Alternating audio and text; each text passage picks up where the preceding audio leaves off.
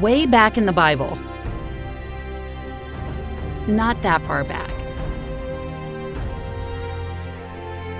Not that far back. Not that far back. Right after Jesus died for us and came back to life.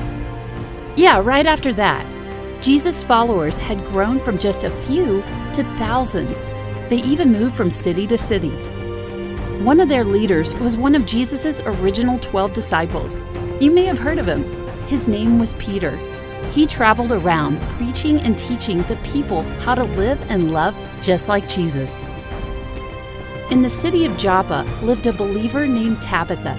She was always doing kind things for others and helping the poor. She showed others God's love by making clothes for people who needed them. But she got sick and died. Her friends prepared her body to be buried and laid her in an upstairs room until her funeral. But then they heard Peter was nearby. They begged Peter to come as fast as he could. As soon as Peter arrived in Joppa, he came to the upstairs room.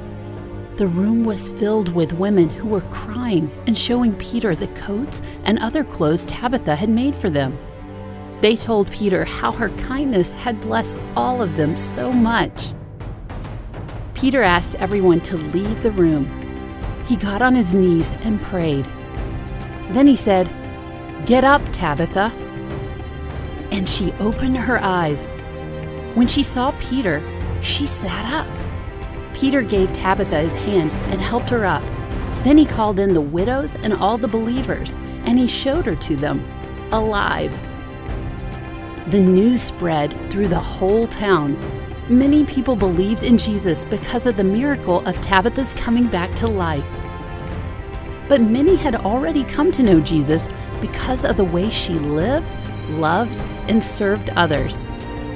We can follow Tabitha's example by living and loving like she did.